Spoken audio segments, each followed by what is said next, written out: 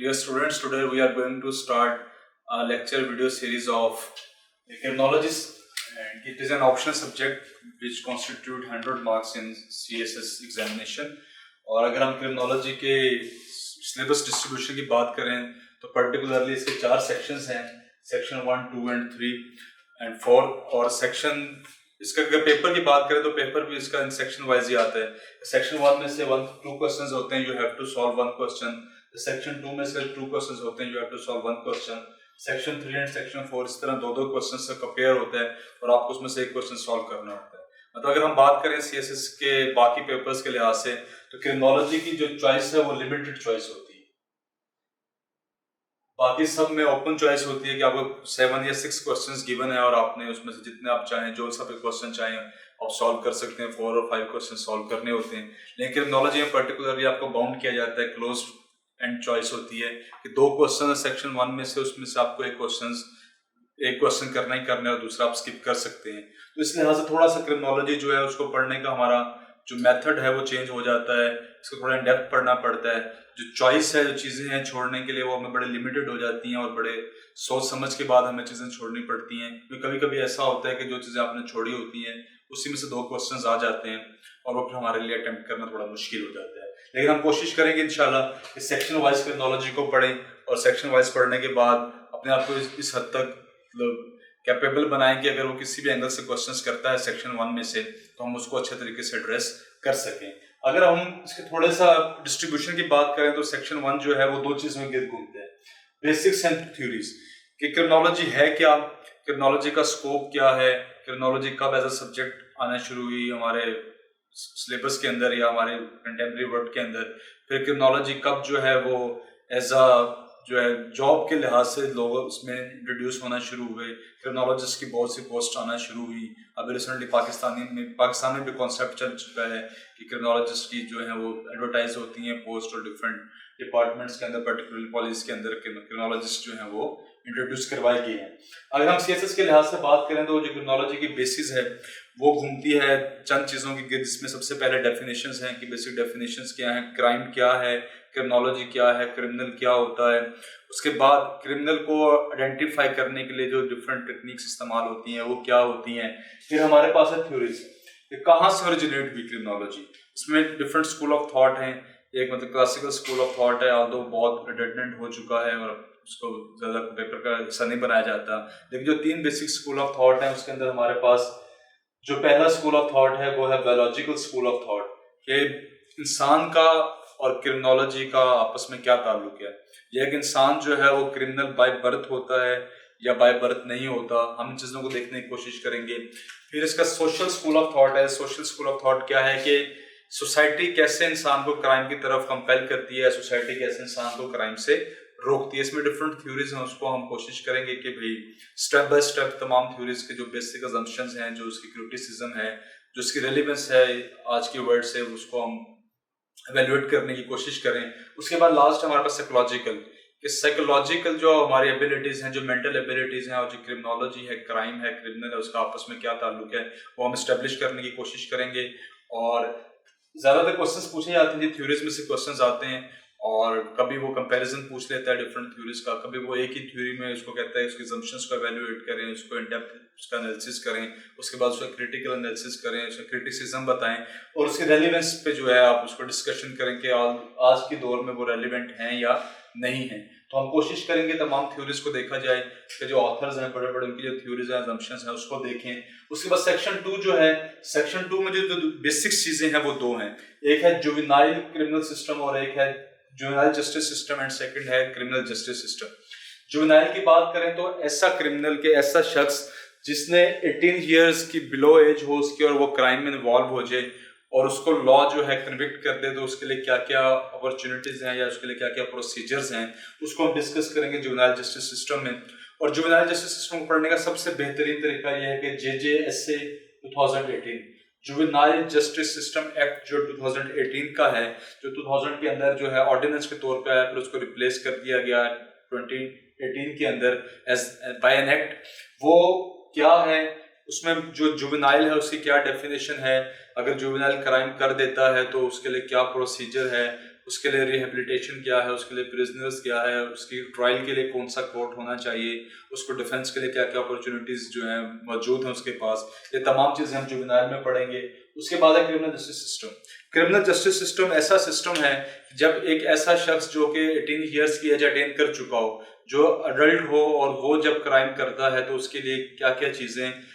कानून के अंदर मौजूद हैं, उसके पास क्या अपॉर्चुनिटीज होती हैं, क्या प्रोसीजर है, उसका ट्रायल कैसे होगा, डिफरेंट सेक्शंस जो हैं जिसके तहत एफआईआर, जिस तरह है एफआईआर का सेक्शन 154 है। और इन तमाम चीज़ों को पढ़ने के लिए ज़ाहिर मैं आपको एंड पे बताऊंगा कि कुछ लॉज हैं जिनको हमें देखना पड़ेगा, ताकि हम अपने क्वेश्चंस को एक अच्छे रेफरेंस कोड करते हुए, एक जो लॉ का रेफरेंस है, जो लेजिस्लेशन का रेफरेंस है, उसको हम कोड करते हुए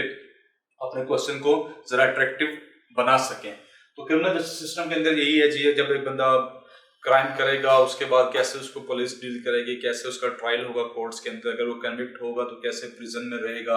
प्रिजन में उसकी क्या रिहेबिलिटेशन होगी, क्या रिस्टोरेशन होगी, ये तमाम चीज़ें जो है इसमें पढ़ने की कोशिश करेंगे। फिर एक बहुत इंपॉर्टेंट सेक्शन है इसका प्रोबेशन एंड पे रोल, जमानत का आपने सुना होगा, फिर उसके बाद सजा माफी जो होती है, ये तमाम चीज़ें हमारी जनरल ऑब्जर्वेशन की बातें हैं। और जो लोग थोड़ा सा फेमिलियर होते हैं, अवेयरनेस होती है उनको, न्यूज़ वगैरह पढ़ते रहते हैं, कोई क्राइम शोज देखते रहते हैं, इस तरह की चीज़ें, तो उनके लिए बड़ा आसान होता है इस तरह चीज़ों को ऑब्जॉर्व करना, और बड़े अच्छे से इनको ऑब्जॉर्व कर पाते हैं। उसके बाद अगर हम देखें तो इसमें एंड पे चल के कुछ जो हैं वो छोटे छोटे करेक्टरिस्टिक्स हैं क्रिमिनल्स की, जैसे कि आपके पास एडविन सदरलैंड की कुछ 6 करेक्टरिस्टिक्स हैं प्रोफेशनल ऑर्गेनाइज्ड क्रिमिनल्स के लिहाज से, या हैबिचुअल क्रिमिनल क्या होता है, वन टाइम ऑफेंडर क्रिमिनल क्या होता है, वो तमाम चीज़ें सेक्शन 2 का हिस्सा हैं, और ज़्यादातर क्वेश्चंस इसी डोमेन में से पूछे जाते हैं। एक चीज़ इसके अंदर और है जो है Islamic system of justice. Islamic justice system क्या है, कि इस्लाम में सज़ा और जज़ा का क्या पर्सपेक्टिव है, अगर कोई बंदा गुनाह करता है या कोई जुर्म करता है तो उसके लिए क्या क्या सज़ाएं रखी गई हैं, उसके अलावा कौन सी सज़ा जो है वो मतलब फिक्स्ड पनिशमेंट है, कौन सी सज़ा ये है जो इस पर काज़ी वक्त के पास इख्तियार है कि उसमें कमी बेशी कर सकता है, और उसके बाद रिट्रीब्यूशन क्या होती है, उसके बाद जो है अगर किसी ने किसी को कत्ल कर दिया और उसको माफ़ करना चाहे तो उसका क्या तरीक़ाकार है, दय्यत क्या होती है, ये तमाम चीज़ें जो है खुलफा राशिदीन के हम लाइफ से कुछ एग्जांपल्स लेते हैं इस चीज़ को मतलब इम्प्रेसिव बनाने के लिए, या फिर हम इस कुरानिक आयात जो हैं उनको हम लोग मेंशन करने की कोशिश करते हैं। अगर सेक्शन 3 की बात करें तो सबसे इम्पोर्टेंट चीज़ जो है वो है इन्वेस्टिगेशन इंटेरोगेशन, कि हमारे जो जस्टिस सिस्टम है उसके अंदर इन्वेस्टिगेशन का क्या रोल है, उसमें इंटेरोगेशन का क्या रोल है, इन दोनों में डिफ्रेंसिएशन क्या है, इंटेरोगेशन क्या होती है, इन्वेस्टिगेशन क्या होती है। तो कुछ टेक्निक्स हैं इंटरनेशनली रिकग्नाइज्ड टेक्निक्स हैं, वो क्या है इंटेरोगेशन की, इन्वेस्टिगेशन की, उनके गुड्स क्या हैं, उनके बैड्स क्या हैं, वो किस हद तक जो है ह्यूमन राइट्स के अगेंस्ट है, किस हद तक वो ह्यूमन राइट्स को एड्रेस करती हैं, तमाम चीज़ें हम इसमें देखने की कोशिश करेंगे। फिर इंटरनेशनल ऑर्गेनाइजेशंस, ऐसी इंटरनेशनल ऑर्गेनाइजेशंस जो डायरेक्टली क्राइम से डील करती हैं, जैसे हमारे पास UNODC United Nations Office on Drug Control है, फिर हमारे पास यूनाइटेड नेशंस की बहुत से सब बॉडीज हैं जो कि डील करती हैं क्राइम से। फिर सबसे बढ़कर इंटरपोल, इंटरनेशनल पुलिस जो है 1956 के अंदर इस्टेब्लिश की गई। उसका पर्पस क्या था कि जो इंटरनेशनल क्राइम होते हैं उनको रोका जा सके, डिफरेंट कंट्रीज के दरमियान कोलैबोरेशन और कोऑर्डिनेशन को डेवलप करना, ताकि जो क्राइम इंटरनेशनल ट्रांसनेशनल क्राइम्स जो होते हैं उनको रोका जा सके, एटलीस्ट मिनिमाइज किया जा सके। तो ये इंटरनेशनल ऑर्गेनाइजेशन में हम देखेंगे पर्टिकुलरली इंटरपोल है, और उसके बाद फिर जो है हमारे पास United Nations Office on Drug Control है। फिर अगर पाकिस्तान के पर्सपेक्टिव में आए तो हमारे पास एएनएफ है, एंटी नारकोटिक फोर्स है। नैब क्या है, हम नैब को देखने की कोशिश करेंगे। एफआईए, फेडरल इन्वेस्टिगेशन एजेंसी, उसकी जुरिस्डिक्शन क्या है, उसके स्ट्रक्चर क्या है, उसका कंट्रोल क्या है, तमाम चीज़ें देखेंगे। और सेक्शन 4 जो है हमारे पास, वो हमारे पास मॉडर्न वर्ल्ड से, कंटेम्प्रेरी वर्ल्ड कि टेक्नोलॉजी के इंट्रोड्यूस होने से किस तरह क्राइम चेंज हुआ, क्रिमिनल चेंज हुआ, क्रिमिनल का माइंडसेट चेंज हुआ, और इस चीज़ को एड्रेस करने के लिए, उसको मिटिगेट करने के लिए हमने कौन कौन सी चेंजिंग्स जो है हम लेके आया अपने क्रिमिनल सिस्टम के अंदर, कि जो उस क्राइम्स को रोक सकें, इन क्रिमिनल्स को जो है वो कैप्चर या आइडेंटिफाई कर सकें। इसमें बहुत इंपॉर्टेंट है और बहुत अरसे से इस पर क्वेश्चन आ रहा है, मनी लॉन्ड्रिंग। 20 किसी एसएस में क्वेश्चन आया, 21 में आया, फिर 22 में जो है उसने आपसे साइबर सिक्योरिटी का क्वेश्चन कर लिया। फिर फोरेंसिक साइंस है, फोरेंसिक साइंस एक बहुत इंपॉर्टेंट टॉपिक है, किस तरह इंफॉर्मेशन टेक्नोलॉजी का यूज करते हुए, कंप्यूटर का यूज करते हुए हम जो क्राइम है उसको आइडेंटिफाई कर पाते हैं, क्रिमिनल को कैप्चर कर पाते हैं, उसके खिलाफ जो एविडेंसेस है वो इकट्ठे कर पाते हैं। तो ये तमाम चीजें जो है हमारे पास मॉडर्न वर्ल्ड और क्राइम जो लास्ट सेक्शन है उसमें डिस्कस की जाती है। फिर एक नया कॉन्सेप्ट आया 21 के अंदर, जो कि CSS के हमारे सिलेबस का हिस्सा तो ऑल्टो डायरेक्ट नहीं था, लेकिन मॉडर्न जो टेक्निक्स हैं उसके अंदर वो लाई करता है, वो हमारे पास था क्रिप्टो करेंसी। क्वेश्चन पूछा कि क्रिप्टो करेंसी क्या है, उसके एडवांटेजेस क्या हैं, डिसएडवांटेजेस क्या हैं, उसको लीगलाइज करना चाहिए या नहीं करना चाहिए। तो अगर हम सिंपली बात करें तो जो सेक्शन 4 है वो पर्टिकुलरली हमारे करंट अफेयर्स है, जो हमारी जनरल अवेयरनेस है, जो कि हम बहुत से न्यूज़पेपर्स आर्टिकल्स पढ़ने के बाद गैदर करते हैं, हम उससे इसको बड़े अच्छे तरीके से एड्रेस कर सकते हैं। फिर इसमें एक और पर्सपेक्टिव है, अर्बनाइजेशन और क्राइम का क्या ताल्लुक है, फिर क्राइम एंड सेक्स का क्या ताल्लुक है, कि अगर एक मेल और फीमेल जो क्रिमिनल है उनके दरमियान लॉ में क्या डिफ्रेंसिएशन है, उनमें क्या डिस्क्रिमिनेशन है लॉ के अंदर, ये फीमेल ऑफेंडर क्यों क्राइम करती हैं, या जो फीमेल से खिलाफ या मतलब जो जेंडर बेस्ड जो हमारे पास क्राइम्स होते हैं वो क्यों होते हैं। जिस तरह कि आपको पता है हमारे पास सिंपली अगर बात करें तो जो ऑनर किलिंग है वो एक तरह का क्राइम है, क्यों होता है, उसकी क्या वजूहात हैं। इसके अलावा एसिड जो थ्रोइंग है वो क्यों होती है, एसिड अटैक्स हैं, तमाम चीजें जो है वो हम क्राइम एंड जेंडर के अंदर डिस्कस करने की कोशिश करते हैं। इस तरह अर्बनाइजेशन से क्या हो रहा है, कितना क्राइम बढ़ा है, अर्बनाइजेशन से कम हुआ है, या किस टाइप के क्राइम्स जो हैं वो अर्बनाइजेशन में होते हैं, किस टाइप के क्राइम्स उसमें नहीं होते। इन तमाम चीज़ों को हम तमाम सेक्शन में देखने की कोशिश करेंगे। क्रिमिनोलॉजी में अच्छे मार्क्स गैदर करने का जो एक ट्रिक है या जो एक्सपीरियंस है मेरा वो यही है कि भाई आप क्रिमिनोलॉजी में अगर अच्छे मार्क्स गैदर करना चाहते हैं तो आपको दो चीज़ों के बारे में बहुत अच्छी इंफॉर्मेशन होनी चाहिए। पहली चीज क्या है, की टर्मिनोलॉजी। क्रिमिनोलॉजी की जो की टर्मिनोलॉजीज हैं वो क्या हैं, उसके थ्योरीज के बारे में आपको बहुत अच्छा पता होना चाहिए। और दूसरी चीज है जो कुछ लॉज हैं जो कि डायरेक्टली क्रिमिनोलॉजी से डील करते हैं। उसके अंदर सबसे पहले अगर हम बात करें तो constitution of Pakistan, particularly fundamental rights हैं, आर्टिकल 8 से लेके आर्टिकल 28 तक, वो आपको कुछ हद तक उसकी समरी एटलीस्ट पता होनी चाहिए। फिर पाकिस्तान पिनल कोड PPC 1860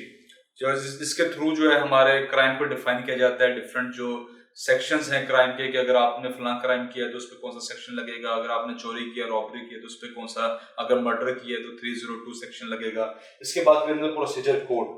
जो प्रोसीजर है क्राइम होने के बाद, जो प्रोसीजर है FIR कैसे की जाएगी, उसका क्या फॉर्मेट होगा, FIR कौन जो है वो लॉन्च कर सकता है, कौन नहीं कर सकता, किस तरह के क्राइम में FIR जो है डायरेक्टली पुलिस लॉन्च कर सकती है, cognizable versus non cognizable offences. और लास्ट में पुलिस ऑर्डर बहुत इंपॉर्टेंट है, सबसे लेटेस्ट सेक्शन है जी, सबसे लेटेस्ट और हमारे पास लॉ है पुलिस ऑर्डर ऑफ 2002। इसमें बहुत से इंपॉर्टेंट आर्टिकल्स हैं जिसको हम लोग, सेक्शंस हैं जिसको हम अपने क्वेश्चंस का हिस्सा बना सकते हैं और एक इंप्रेसिव वे में जो है क्वेश्चन अपना सॉल्व कर सकते हैं। और लास्ट पे पीका एक्ट है, सब फैमिलियर है पीका एक्ट से, 2016 का। इसको हम सिंपली बात करें तो prevention of electronics crime act, electronic crime simply जो कि with the help of computer या इंफॉर्मेशन टेक्नोलॉजी किए जाते हैं, उसको आप कैसे अवॉइड कर सकते हैं, कौन सी हमारी इसमें आर्टिकल सेक्शंस हैं जो कि प्राइवेसी की ब्रीच पे लगते हैं, कौन से आर्टिकल्स हैं जो कि हमारे पास सिंपली अगर हम किसी को डिफेम करने की कोशिश कर रहे हैं तो उसके अंदर इस्तेमाल होते हैं। आर्टिकल 32 क्या है, आर्टिकल 37 क्या है, कंट्रोवर्शियल क्या है, नॉन कंट्रोवर्शियल कौन से हैं, इन तमाम चीज़ों को हम इन डेप्थ देखने की कोशिश करेंगे। और फिर मनी लॉन्ड्रिंग का है AIML, anti money laundering act of 2010, इसको हम थोड़ा सा देखेंगे। तो सिर्फ कहने का मकसद ये है, अगर आपने सिलेबस देखा है इसका, तो ये हमारे जर्नल ऑब्जर्वेशन की चीज़ें हैं, और अगर जर्नल ऑब्जर्वेशन को इसमें थोड़ा इंट्रोड्यूस करवाएंगे तो जाहिर है हमें अच्छे मार्क्स मिलेंगे। लेकिन उससे पहले हमें कॉन्सेप्ट्स को रिफाइन करना है, कॉन्सेप्ट्स रिफाइन करने के बाद फिर हम लॉस की तरफ आएंगे। मैं कोशिश करूंगा कि हर सेक्शन के अंदर जहां जहां जो सा सेक्शन एप्लीकेबल हो सकता है, लॉ एप्लीकेबल हो सकता है, मैं उसकी आपको चंद इंपॉर्टेंट सेक्शंस बता दूं, आप उसको याद करने की कोशिश कीजिएगा। और उसके बाद सेक्शन 4 है, वो तो पर्टिकुलरली हमारी जो इन डेप्थ नॉलेज है या आजकल की जो चीज़ें हमारे न्यूज़पेपर्स का हिस्सा होती हैं, मनी लॉन्ड्रिंग जैसे है, क्रिप्टो करेंसी है, क्राइम और सेक्स क्या होता है, जेंडर क्राइम क्या होता है, उसके बाद जो डिफरेंट लॉज हैं वो तमाम चीज़ें इसमें डिस्कस की जाती हैं। तो इंशाल्लाह ताला अपकमिंग वीडियोस में हम 1 बाय 1 ईच सेक्शन को डिस्कस करेंगे और उसका इन डेप्थ एनालिसिस करने की कोशिश करेंगे, नोट्स फॉर्मेशन कैसे करनी है इसकी उस पर बात करेंगे, और एंड के लेक्चर्स में हम जो इसकी पेपर सॉल्विंग टेक्निक्स है या किस तरह एक लॉ को जो है वो आपके क्वेश्चन का हिस्सा बना सकते हैं अपने आंसर का, ताकि वो एक अच्छा इंप्रेशन जो है एग्जामिनर तक पहुंचा सके। तो इंशाल्लाह आने वाली वीडियोस में आप सब कुछ देखेंगे। फिलहाल के लिए थैंक यू वेरी मच।